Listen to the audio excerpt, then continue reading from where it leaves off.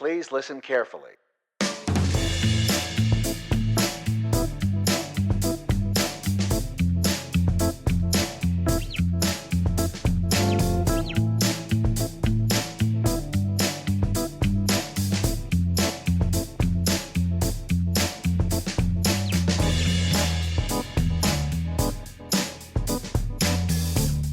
What is going on, everyone? This is Pete Kowalczyk coming to you from the Belmont Studios here in my one-bedroom apartment. Very excited for today's episode. And actually, I've been working on a title. I consider it a working title for the podcast. But what I want to call it now is, I'm going to call this episode 0 of the Feet to Back Wrestling Podcast. Yes, episode 0, Feet to Back Wrestling Podcast. And there are a lot of podcasts out there about wrestling. There's things that talk about pro wrestling. There's things that talk about amateur wrestling. And with amateur wrestling, a lot of times the conversations that happen on the podcast are about events. They're about things that are happening on a weekly basis inside the wrestling world, whether it's the senior level events or the college level or high school or whatever, rankings, blah, blah, blah, blah, blah. I want to take a different approach to wrestling podcasts. I want to look at wrestling as a culture. What does it mean to be a wrestler? What do wrestlers do for fun, right? One of the things I think about too is, should we keep the singlet? Is the traditional wrestling uniform of a singlet, that spandex uniform that we're notoriously known for as wrestlers and wrestling fans, is that something that needs to stay? Or should we look to a more modern approach? Could fight shorts and a t-shirt be more appealing towards little young kids who want to get into the sport? You know, it might not be a deterrent for everyone wearing a singlet, but it can be. It's pretty intimidating. Get out there in front of a whole bunch of people just wearing spandex. It's not always the greatest feeling. The other thing I want to look at is in other types of gear, right? Nike has finally decided to make retro wrestling shoes. It's awesome.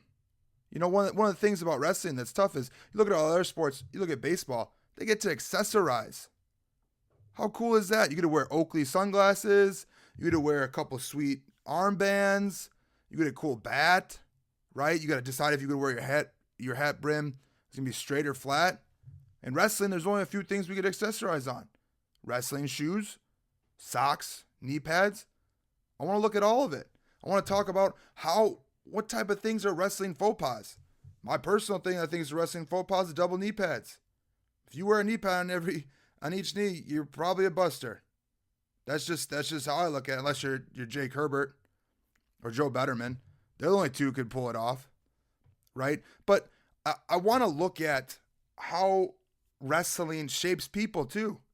You know, Forbes wrote an article about how wrestlers make the greatest employees.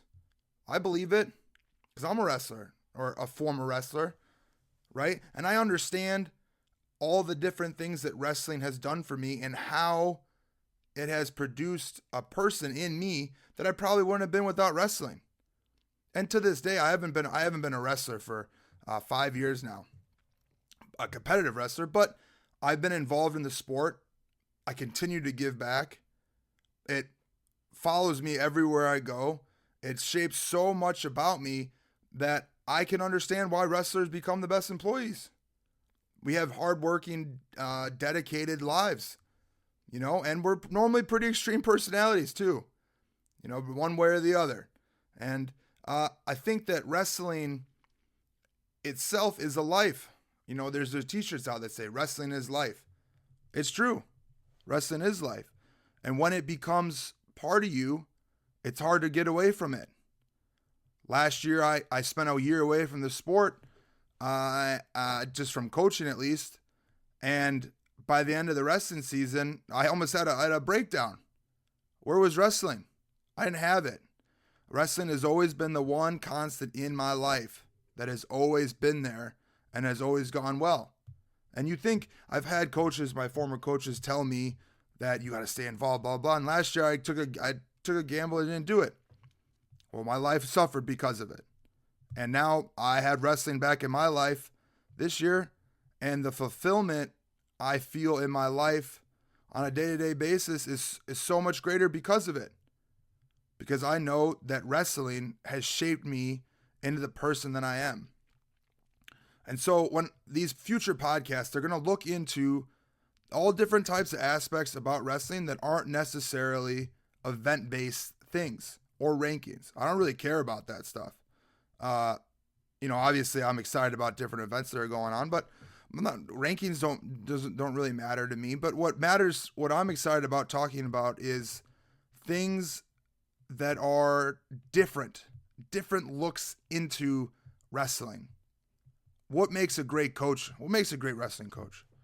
How are you supposed to cut weight? Should kids cut weight? Should high school kids cut weight? Should seniors cut weight? You look at David Taylor and the success he's had. All he's done is wrestle his natural weight. Last 8 years. Killing it. Absolutely killing the game now. And I think I want to look into the science behind it. Is there data that proves it? You know that MMA right now is having a weight cutting problem. I think that wrestling is starting to shift towards wrestlers participating in their actual weight classes that they walk around at, and they're healthier, stronger, faster, better at wrestling. Jordan Burroughs is the same thing. He doesn't cut any weight, really. Not a lot.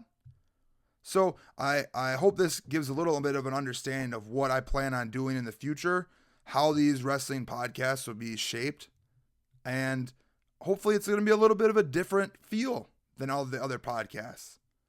I'm going to have guests on that talk about their lives and their experiences through wrestling, how it shaped them.